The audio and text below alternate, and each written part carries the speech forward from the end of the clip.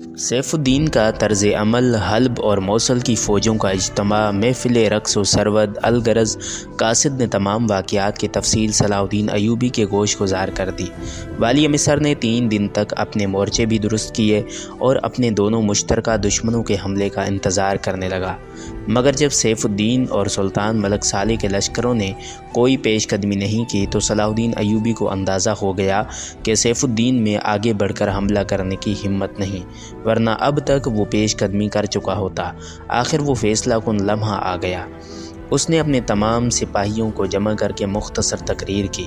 मेरे सुराग रसानों ने इत्तला दी है कि हमारे हरीफों की अफरादी क़ुव्वत हमसे तकरीबन 6-7 गुना ज़्यादा है, इसलिए ये मुकाबला आसान साबित नहीं होगा। मैं चाहता हूँ कि हर बात का फ़ैसला अभी हो जाए।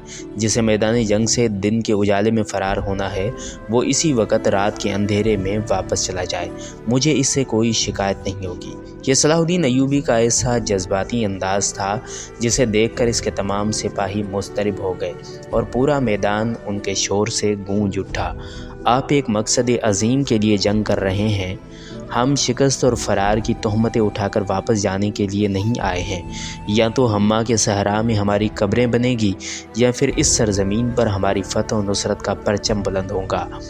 अपने सिपाहियों का जवाबी नारा सुनकर सलाहुद्दीन अय्यूबी के होंठों पर एक आसूदा मुस्कुराहट उभर आई। फिर उसने अपना दायां हाथ फ़िज़ा में बुलंद करते हुए कहा, हम सब पर अल्लाह की रहमतें साया फ़गन हों और वो हमारे नातवां कदमों को मैदान जंग में कोहे गिरां से भी ज़्यादा इस्तकामत दे। इस रात सलाहुद्दीन अय्यूबी एक लम्हे के लिए भी न सो सका। सख्त ज़मीन के बिस्तर पर लेटा जंग की मंसूबाबंदी करता रहा। फिर ताजद की नमाज अदा करके सजदे की हालत में गिरिया उजारी कर रहा था। ए दिलों का हाल जानने वाले, तुझ पर वो बातें भी रोशन हैं जो अभी हमारे जहनों में पैदा भी नहीं हुई। अगर मैं गलती पर हूँ तो मुझे गैब से यकीन दिला दे ताकि मैं तेरे बंदों को हलाकत में डाले बगैर वापस चला जाऊँ, और अगर मैं हक़ पर हूँ तो मुझे इन मुनाफिक मुसलमानों और तमाम दुश्मनान इस्लाम पर गलबा अता कर। सजदे की हालत में यही दुआ करते करते कुछ देर के लिए सलाहुद्दीन अय्यूबी की आँख खुल गई। फिर उसने ख्वाब में एक अजीब मंज़र देखा। सूरज निस्फ नहार पर है और अपनी पूरी आबो ताब के साथ चमक रहा है। फिर अचानक सूरज अपने महवर से हटकर ज़मीन की तरफ सफ़र करने लगता है, यहाँ तक कि वो हम्मा के सहरा में उतर आता है। फिर सूरज का रुख उसकी तरफ होता है जहाँ सलाहुद्दीन अय्यूबी का लश्कर पड़ाव डाले हुए है।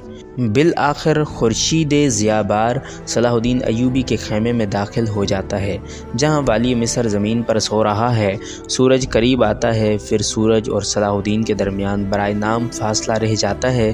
फिर सूरज की तपश से घबराकर सलाहुद्दीन की आँख खुल जाती है और वो बिस्तर से उठकर बैठ जाता है। सिलसिला ख्वाब टूटा तो सलाहुद्दीन ने अपने आप को सजदे की हालत में पाया।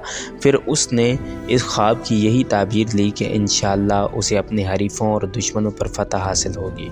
दूसरी तरफ वाली मौसल सैफुद्दीन के खेमे बीवी शब बेदारी का समा था। बस फ़र्क इतना था कि वाली मिस्र सलाहुद्दीन अय्यूबी गिरिया उजारी करते हुए खालिक हकीकी से इस्तानत तलब कर रहा था और सैफुद्दीन अपने उमरा के साथ किसी खूबसूरत लड़की का नगमा दिलनवाज सुन रहा था। बाद रिवायतों के मुताबिक हंगामा रक़्स और सरवत के साथ शुगल जाम का सिलसिला भी जारी था। एतराज़ करने वाले कह सकते हैं कि जब वाली मौसल सैफुद्दीन हालत जंग में था तो उसे नगमा व रक़्स और शराब नोशी की महफिल सजाने की क्या ज़रूरत थी। तारीख़ी हवाले से इस सवाल का एक ही जवाब है कि अमीर कुतुबुद्दीन बिन हसन और दूसरे उमरा ने सैफुद्दीन को यकीन दिला दिया था कि सलाहुद्दीन अय्यूबी महज धमकियों से काम ले रहा है। अगर वो हमले की सलाहियत रखता होता तो अब तक उसका लश्कर हरकत में आ चुका होता। सैफुद्दीन के इस इत्मीनान की दूसरी ख़ास वजह उसकी फ़ौज और सामान जंग की कसरत थी। सलाहुद्दीन अय्यूबी ने नमाज फ़जर अदा की और अपने लश्कर को यलगार का हुक्म दिया। हर अव्वल दस्ते की क़यादत खुद सलाहुद्दीन अय्यूबी कर रहा था। क़ल्ब में उसका सालार अब्दुल्लाह क़रशी था और उसके दोनों छोटे भाई मलिक आदिल और तकीउद्दीन उमर फ़ौज के सबसे पिछले दस्ते में शामिल थे।